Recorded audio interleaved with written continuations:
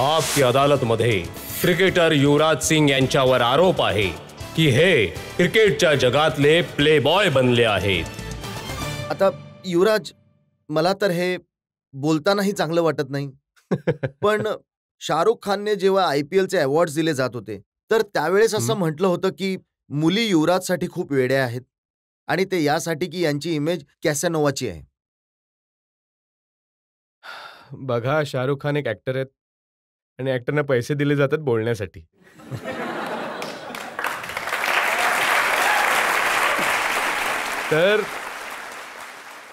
तर मला असं वाटतं की शाहरुख खानला कोणीतरी पैसे दिले आहेत बोलण्यासाठी, ही गोष्ट बरोबर नाहीये। पण तुम्हीही काय म्हटलं होतं शाहरुख बद्दल याचं उत्तर म्हणून पैसे दिले होते। जनतेला सांगा, तुम्ही म्हटलं होतं की शाहरुख खान जवळ मुली यासाठी नाही जात कारण ते करण जोहर बरोबर असतात।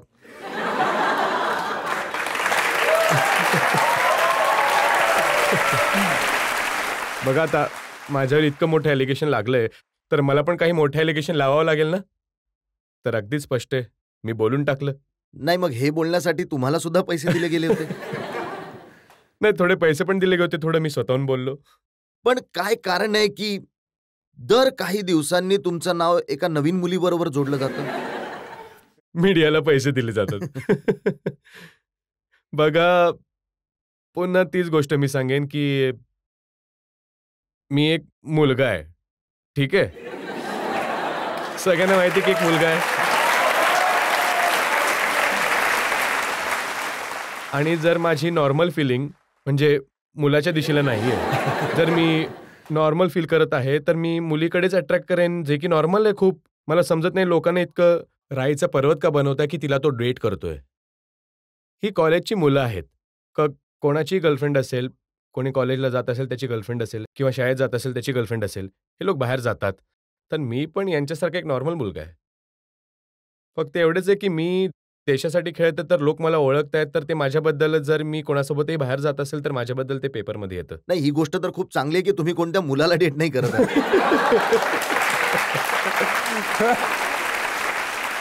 हो, अपेक्षा हीच करताय की कधी आयुष्यात करणारही नाही। पण खूप मोठी यादी आहे आणि खास करून जे फिल्म स्टार्स आहेत त्यांच्याच बरोबर तुमचं नाव का जोडलं जातं? कारण नॉर्मल मुलीचं नाव कोणालाच माहित नाही, तर त्यांना त्या गोष्टीमुळे मसाला नाही मिळत, तर ते सिनेमावाल्यांचे नाव जोडतात। अच्छा, तुम्ही म्हणताय की फिल्म स्टार्सच्या व्यतिरिक्त दुसऱ्या मुली सुद्धा आहेत? नाही, मी असं नाही म्हणत आहे, मी तुम्हाला हे सांगतोय की त्याचं रिझन काय आहे। बघा, किम शर्मा, मिनिषा लांबा, दीपिका पादुकोण, रायमा सेन, करिश्मा कोटक आणि आता या आंचल कुमार, खूप मोठी लिस्ट आहे। बघा, मला हेच सांगायचंय की आम्ही लोक देशासाठी खेळतोय आणि ॲट द मोमेंट बॉलिवूड आणि फिल्म इंडस्ट्रीचे लोक सगळ्या क्रिकेटर्सना ओळखतात, सगळे क्रिकेटर्स फिल्म स्टार्सला ओळखतात आणि प्रॉब्लेम हा होतो की जर तुम्ही कोणाला भेटता तर दुसऱ्या दिवशी तुमची स्टोरी येते। तर मी हे डिनाय नाही करत की लोकांना मी ओळखत नाही, मी सगळ्यांना ओळखतो, पण आय थिंक खूप गोष्टी आउट ऑफ प्रपोर्शन्स होतात आणि तुमची ती एक मुलाखत म्हणजे तुमची एक ती स्टोरी होऊन जाते आणि मला वाटतं की हे खोटं आहे, खरं आहे ते बातमी विकण्याची पद्धत आहे किंवा मी हे नाही तुम्ही म्हणत म्हणताय की की तुमची एक भेट टीव्हीवर दररोज प्रीती झिंटाला मिठी मारताना दिसून येतात।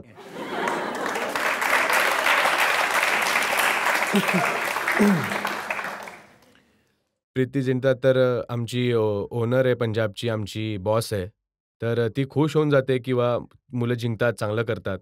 तर मागच्या 2 वर्षापासून मी कॅप्टन होतो, तर जेव्हा आम्ही चांगलं खेळायचो तर त्यांचं येऊन ते एक ॲप्रिशिएशन होतं की मुलं चांगली खेळली आणि तुमचं स्टेटमेंट आलं की प्रीती झिंटाला जेव्हा मी मिठी मारतो तर it increases my energy level.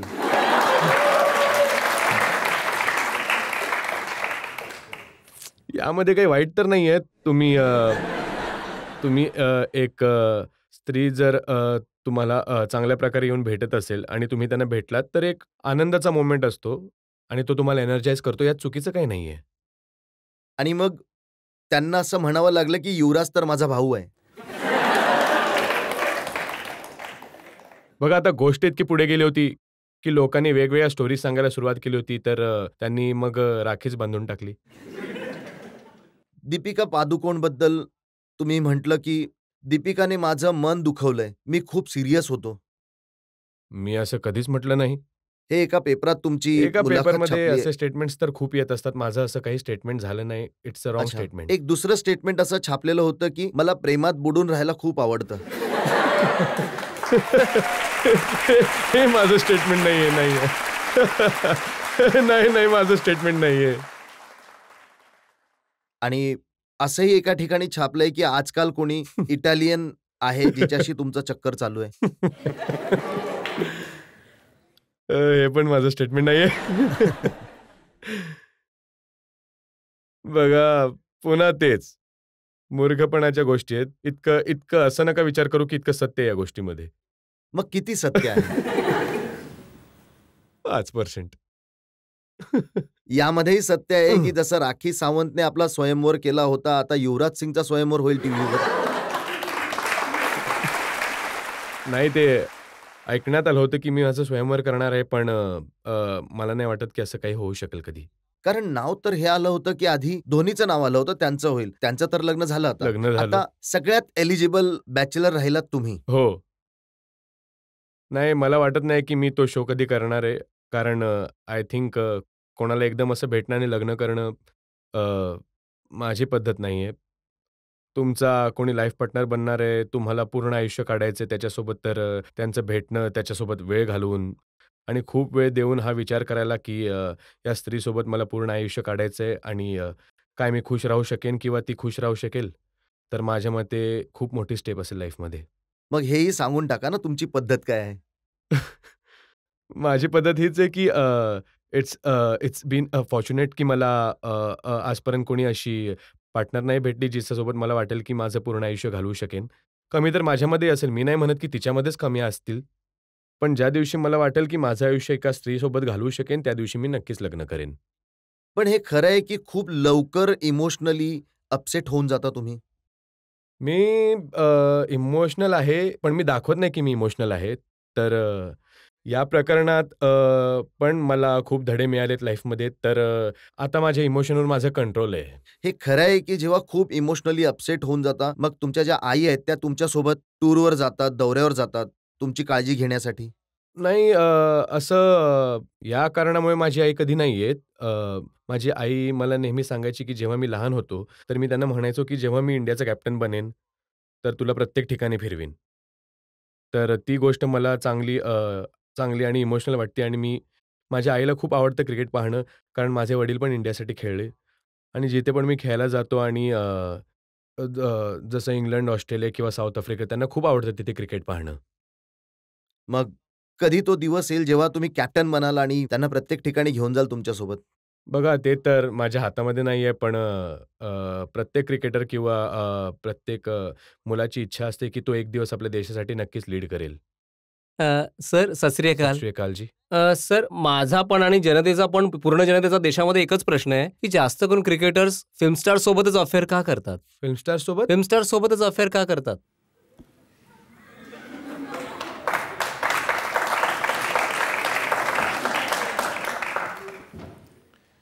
Film star सोबत अफेअर यासाठी करतात कारण मला नाही माहीत.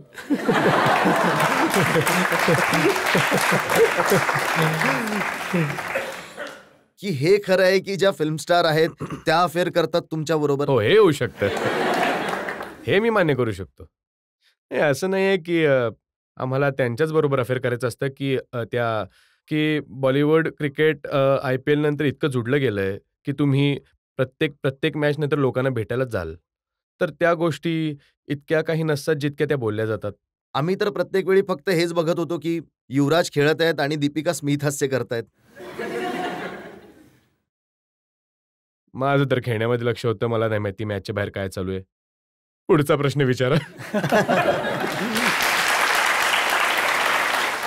जे आजचं क्रिकेट आहे, ज्यामध्ये पैसा आहे, यामध्ये ग्लॅमर आहे, यामध्ये खूप प्रकारचे अट्रॅक्शन्स आहेत. तर बिघडण्याचा चान्स तर असेलच ना? बिघडने का चान्स यामध्ये 90% 95% आहे. कारण तुम्ही जेव्हा खेळायला सुरू करता किंवा फिल्म इंडस्ट्रीमध्ये येत असता, तुम्ही इतकं स्ट्रगल करता आणि ॲट यंग एज तुम्हाला खूप ग्लॅमर मिळतं, इतकं अटेन्शन मिळतं, तर स्पष्ट आहे की खूप लोक आपल्या जागेवरून हललेत. कारण एका जगामध्ये राहिल्यानंतर तुम्ही जेव्हा दुसऱ्या जगामध्ये जातात, तर ती तुम्हाला स्वर्ग वाटते. आणि जेव्हा मी सुरू केलं, एकदमच जेव्हा मी फर्स्ट मॅचमध्ये चांगलं परफॉर्म केलं, तर मला लाईफ डिफरंट वाटायला लागली. तर मी खूप चुका केल्या त्यानंतर आणि चुका करून मी शिकलोय. आम्ही पाहिलं की पाकिस्तानचे 3 खेळाडू यंगस्टर्स आहेत, 18-19 वर्षांचे आहेत आणि मॅच फिक्सिंगमध्ये पैसे घेत असताना ते पकडले गेले. हो, आता याबद्दल मी काही म्हणू शकत नाही. लाज्यास्पद गोष्ट आहे ही. देशासाठी एक इंडिव्हिज्युअल म्हणून की अशी गोष्ट घडणं. बघा तरुण वय आहे आणि असा माणूस घसरला जातो चालता-चालता तर खूप मोठं डिस्ट्रॅक्शन नाही पण आपण आपली इमानदारी कायम ठेवली पाहिजे. मला वाटतं की पैशापेक्षा जास्ती तुमची रात्रीची झोप खूप गरजेची आहे कारण जेव्हा तुम्ही उशीवर डोकं ठेवाल, तुम्ही एकदम निशंकपणे झोपू शकाल. जर तुम्ही झोपायच्या आधी तुमच्या डोक्यात इतकं बॅगेज किंवा इतकं वजन असेल, माझ्या मते असं जगण्याची काही गरज नाहीये तुम्हाला. मी रिपोर्ट्समध्ये पाहिलं की त्यांच्या डोक्यावर प्रेशर हेच होतं की त्यांना अपेक्षा होती की आय-पी-एलमध्ये ते खेळतील, खूप पैसा येईल. त्याच बेसिसवर त्यांनी पैसे उधार घेतले होते, मोठं घर बांधलं, मोठ्या गाड्या घेतल्या आणि हे प्रेशर होतं की काही करून पैसे चुकवायचे आहेत. बघा इतक्या डिटेलमध्ये तर मीही वाचलं नाहीये, पण कोणतेही काम करण्याआधी तुम्ही विचार केला पाहिजे, लोकांची ॲडव्हाइस घेतली पाहिजे, आपल्या सीनियर्सची ॲडव्हाइस घेतली पाहिजे. तर मला वाटतं जितके पण यंग क्रिकेटर्स आहेत, त्यांनी आपल्या सीनियर्सकडून ॲडव्हाइस घेऊन पुढे गेलं पाहिजे. कारण आम्ही आमच्या करिअरमध्ये सौरव गांगुली, सचिन तेंडुलकर, कुंबळे, राहुल द्रविड आमचे खूप चांगले सीनियर्स आहेत आणि जे खूप मोठे आयकॉन आहेत आजच्या तारखेला. त्यांच्याकडून मी खूप शिक्षण घेतलं. जर तुम्हाला कोणी मॅच फिक्सिंगसाठी अप्रोच केलं, तर त्याची काय अवस्था होईल? मला तर कोणी मॅच फिक्सिंगसाठी अप्रोच करूच शकणार नाही. कारण माझी जी बॉडी लँग्वेज आहे आणि माझं जे बोलणं किंवा चालणं आहे, इतकं स्ट्राँग आहे आपल्या देशाच्या प्रती, की कोणी माझ्यावर येऊन असा हात नाही ठेवू शकणार माझ्यावर. कारण माझा देश प्लेइंग फॉर इंडिया, इंडियासाठी खेळणं माझ्यासाठी खूप गर्वाची गोष्ट आहे. छोट्या वयापासून मी खूप मेहनत केली आहे आणि इथपर्यंत पोहोचलोय आणि मला कधी नाही आवडणार, की मी या देशातल्या लोकांमध्ये कधी डाग म्हणून लागू.